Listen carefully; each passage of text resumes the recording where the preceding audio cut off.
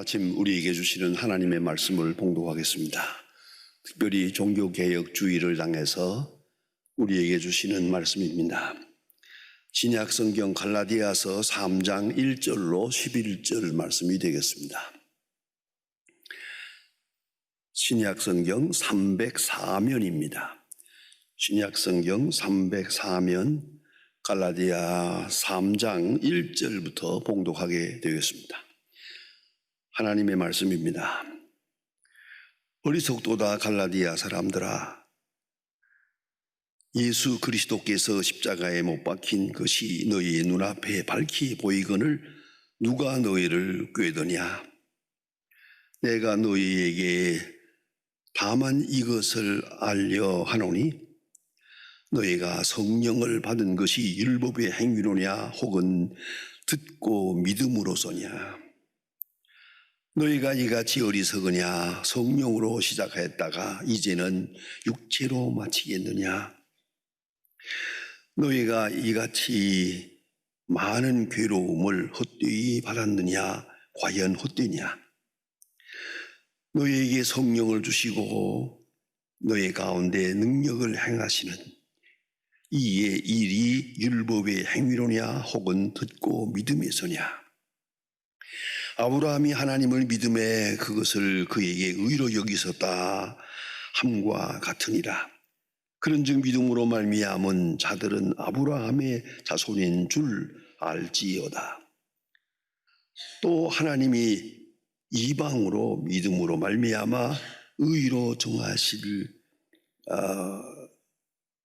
성경이 미리 알고 먼저 아브라함에게 복음을 전하되 모든 이방인이 너로 말미암아 복을 받으리라 하였느니라. 그러므로 믿음으로 말미암은 자는 믿음이 있는 아브라함과 함께 복을 받느니라.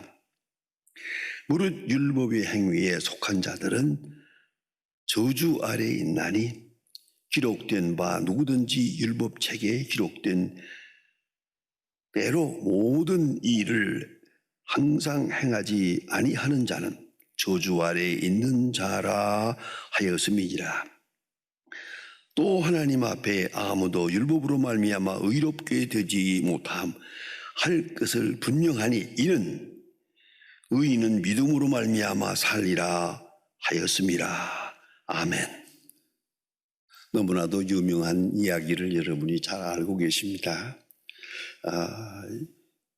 미국의 일대 대통령이었던 조지 워싱턴이 아주 어렸을 때 아버지의 사랑을 많이 받았답니다.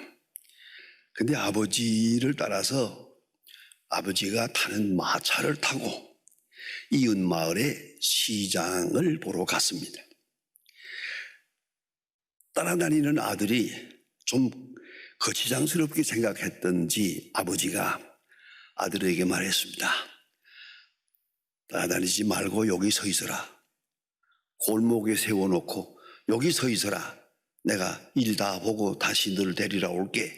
그러니까 조지 워싱턴이 그러겠다고 거기 서 있었습니다. 그리고 시장 일을 다 보고 나서 아버지는 깜빡 잊어버리고 아들과 함께 왔다는 걸 잊어버리고 마차를 타고 집에 왔습니다. 부인이 깜짝 놀라서 아들은 어디 갔냐고. 아이고, 내가 아들을 골목에다 세워놓고 그냥 왔구만. 그리고 다시 밤중에 마차를 몰고 그 동리에 갔습니다. 조지 워싱턴은 그 골목 어귀에 그대로 서 있습니다. 깜깜한 밤에.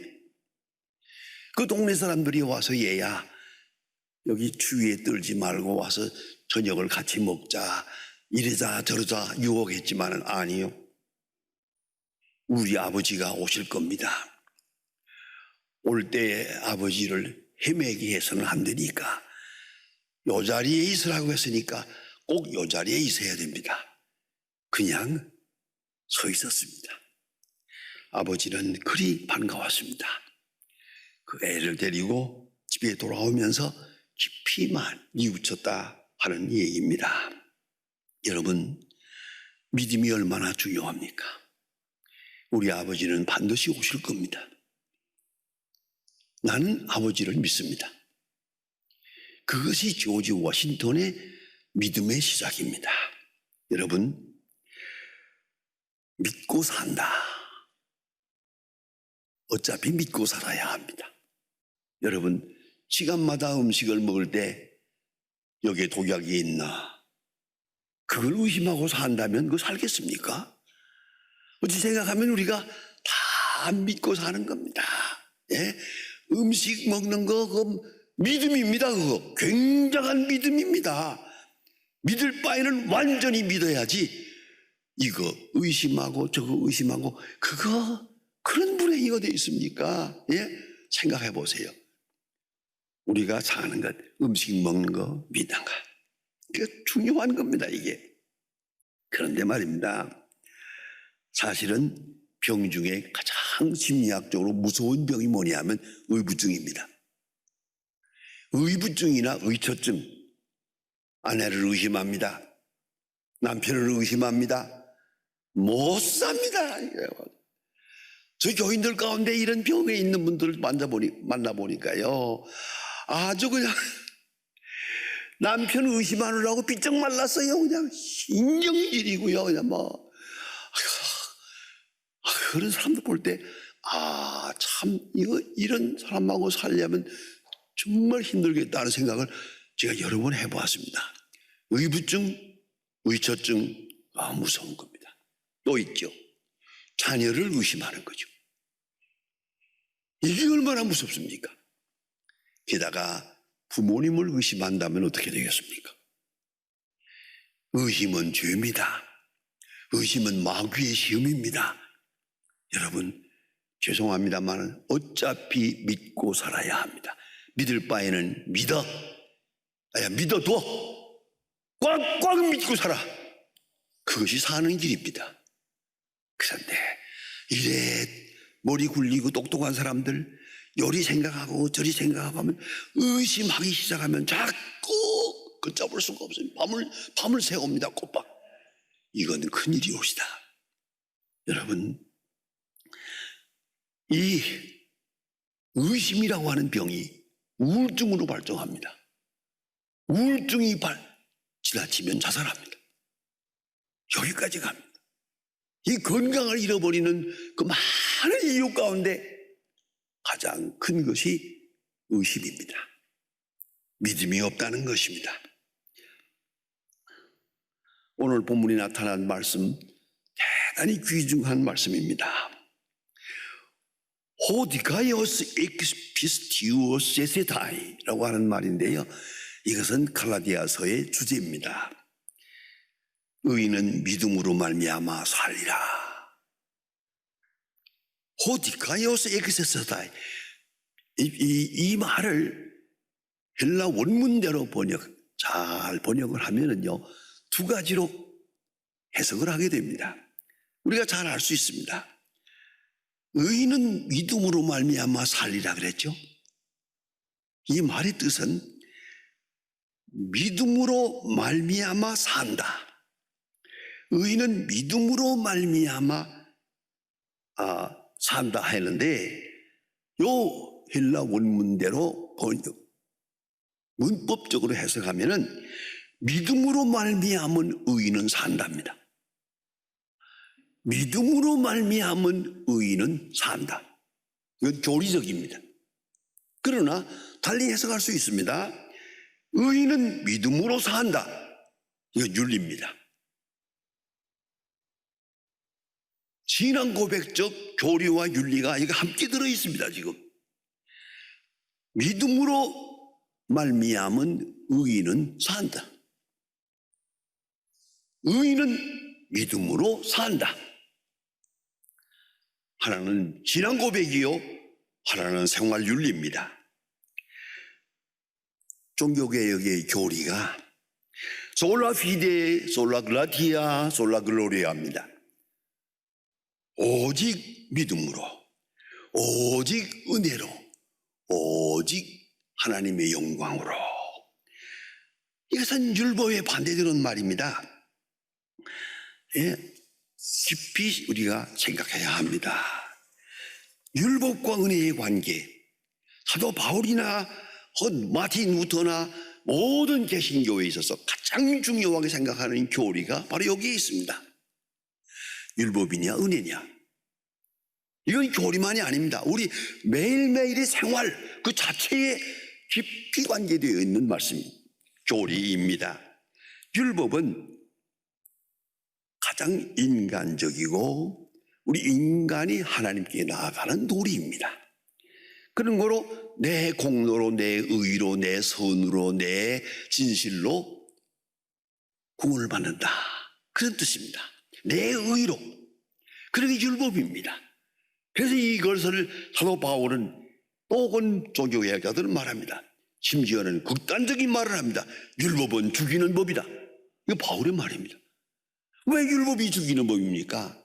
아니옵시다. 많은 결과적으로는 율법은 죽이는 법이다. 거기까지 율법을 극단적으로 해석하는 것을 볼 수가 있습니다. 그런가 하면 은혜란 뭡니까?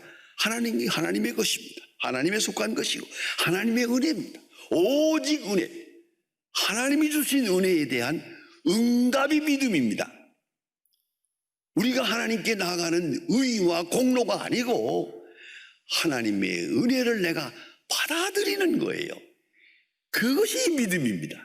믿음으로, 여러분, 은혜에 대한 응답은 믿음뿐입니다. 어떤 사람이 좋은 마음으로 누구에게 좋은 일을 한다고 합시다. 그것을 그대로 믿을 때 좋은 일이 됩니다. 의심하면 이 사람이 이렇게 하고 나를 앞으로 어떡하려나? 절대 은혜가 될 수 없습니다. 사랑도 믿음을 떠나면 사랑이 아닙니다. 이 사람이 사랑한다 하면서 나 앞으로 나를 어떻게 할 건가? 어떻게 될 것 같습니까? 사랑에 대한 것은 믿어야 되는 겁니다. 믿는 것밖에 없는 겁니다. 예? 어느 성경 말씀에 자세히 보면은 사도 바울이 믿음을 설명하는 중에 중요한 예를 들었습니다. 아브라함이 하나님을 믿음에 아브라함을 들었습니다. 아브라함은 믿음을 가지고 고향을 떠납니다. 갈 바를 아지 못하고 떠납니다. 히브리서에 보면은 하나님이 가라 하니까 가는 겁니다. 내 지시할 땅으로 가라 가는 겁니다. 믿음으로 고향을 떠납니다. 그 다음에 어떻게 되느냐 묻지 않습니다. 그것이 믿음입니다. 갈 바를 아지 못하고 하나님의 말씀에 따라 순종을 합니다. 그 순종이 믿음입니다. 그런가 하면 이 사도행전 4장 19절에 보면 아주 심오한 말씀이 있습니다. 백세나 되어서 자기 몸에 죽은 것과 같음을 알고도 믿음이 약해지지 않았다. 자기 자신에 대해서 말입니다. 내 약함, 아니 인간적으로는 불가능한데도 하나님의 말씀을 믿었습니다. 내가 판단하고 합리적으로 이해하고 경험으로 이해하고 감성적 그런 얘기가 아닙니다. 말씀하시니 따르리이다. 그대로 믿었습니다. 그런가 하면 그는 75세에 하나님의 음성을 듣습니다. 그리고 25년 동안을 기다립니다. 그런데 주신다고 약속한 아들은 생기지 않았습니다. 그러나 그는 믿음이 약해지지 않았습니다. 아브라함의 생애에 있어서 가장 중요한 것은 아브라함의 믿음이 줄기차게 간 게 아닙니다. 휘청휘청했습니다. 그래 하나님께서 말씀하십니다. 아브라함아 너는 내 앞에서 완전하라. 그게 무슨 말입니까? 왜 휘청휘청하느냐? 좀 제대로 믿어라. 그런 말씀을 하나님이 하십니다. 정말로 그러했습니다. 아브라함은 약속의 땅 가나안에 왔지만은 이 땅을 너와 네 후손에게 주마 약속했으면 흉년이 들든 홍수가 나든 기다려야 하지 않겠습니까? 흉년이 들었다고 해서 약속의 땅을 버리고 애굽으로 갑니다. 애굽으로 피난을 갑니다. 그것이 불신앙입니다. 또 그게 바로 왕이 혹이나 자기 아내를 빼앗을까 해서 그 의심이 돼가지고 또 자기 멀쩡한 자기 아내를 놓고 누이라고 거짓말도 합니다. 이것도 불신앙입니다. 그렇지 않습니까? 그리고 아마도 하나님의 약속을 믿고 살다가 한 10년 동안 기다려봤는데 아내는 점점 나이가 많아지거든요. 아마도 단산했다고 생각합니다. 그때 사라와 아브라함이 타협을 해서 아주 합리적으로 타협적으로 하갈을 몸종을 주어서 아브라함이 이스마엘을 낳았습니다. 이거는 이탈입니다. 하나님에 대한 신앙에 대한 이탈 행위입니다. 그러나 인간적으로는 그래요. 내 아내 사라가 나이가 많아서 단산을 한 것 같은데 그러면 안 되지. 그 사라가 이거를 주장을 합니다. 내 몸종을 줄 테니까 몸종으로부터 내가 아들을 얻으리라. 이래가지고 타협하여서 이스마엘을 낳았습니다. 자, 기가 막히지 않습니까? 그리고 그 이스마엘이 14살이 됐어요, 벌써. 그렇다면 하나님의 음성을 들은 다음부터 한 25년 됐거든요. 바로 그때 하나님의 천사가 다시 나타나서 아브라함아, 내년 이때에 내 아내가 사라가 아들을 낳으리라. 이 말이 되는 겁니까? 25년을 기다렸는데 이제 와서 이거 무슨 기가 막힙니다. 그런데 이 말씀을 하고 천사는 떠났습니다. 아브라함은 하나님을 믿었습니다. 그럼에도 불구하고 왜요? 벌써 실수한 게 많잖아요. 귀청하면서 실수했어요. 벌써 잘못된 일이 너무 많아요. 하나님 앞에 부족한 게 너무 많아요. 그럼에도 불구하고 아브라함은 오늘 주시는 하나님의 말씀에 대하여 오늘 응답합니다. 아멘 하고요. 하나님은 말씀하십니다. 아브라함이 하나님을 믿음에 이것을 의로 여기시고, 이것이 아브라함은 자기 실수를 잘 압니다. 부족함도 압니다. 그래도 하나님의 은혜는 그보다 큰 걸 믿기 때문에 이게 아브라함의 믿음입니다. 유명한 에피소드가 전해집니다. 마틴 루터가 아침마다 2시간 기도했답니다. 아침마다 2시간은 성경을 읽으면서 기도하고 기도했는데 늘 마귀가 와서 시험을 했답니다. 마귀가 와서 시험하면서 어느 날은 내가 이런 죄가 있지 않냐, 너가 이런 실수가 있지 않았느냐, 너는 이런 부족함이 있지 않느냐, 전부 허물을 들추면서 그저 이렇게 정죄하고 시비를 벌이는 거예요. 너 그런 거로 너는 하나님의 사람이 아니다. 그럴 때마다 루터는 대답했답니다. 유명한 얘기입니다. Nevertheless, 그럼에도 불구하고 나는 죄인이다. 그럼에도 불구하고 나는 실수가 있다. 그럼에도 불구하고 하나님은 나를 사랑하신다. 여러분, 순간순간 우리가 부족함을 압니다. 믿음에서 떠나는 것도 압니다. 하나님의 은혜를 충분히 소화하지 못하고 그 은혜에 보답하지 못한 것도 압니다. 그럼에도 불구하고 하나님은 나를 사랑하십니다. 그걸 잊지 말아야 합니다. 믿음이란 아브라함의 믿음을 비롯해서 믿음의 속성은 이렇습니다. 첫째는 하나님의 선택을 믿어야 됩니다. 예수님 말씀합니다. 너희가 나를 택한 것이 아니고 내가 너희를 택했느니라. 내가 너를 알고 있다. 내 나약함도 알고 부족함도 알고 허물도 알고 그러나 내가 너를 택했느니라. 선택적 신앙, 선택적 교리에 대한 응답 아주 중요합니다. 내가 하나님을 선택한 게 아닙니다. 하나님이 나를 선택한 겁니다. 그런 선택적, 전권적 선택에 대한 믿음, 아브라함은 그 믿음이 있습니다. 하나님이 나를 불렀습니다. 하나님이 나와 함께 하셨습니다. 나는 실수가 많았습니다. 그럼에도 불구하고 오늘도 하나님은 나를 사랑하십니다. 그것에 응답하고 있는 게 아브라함의 믿음입니다.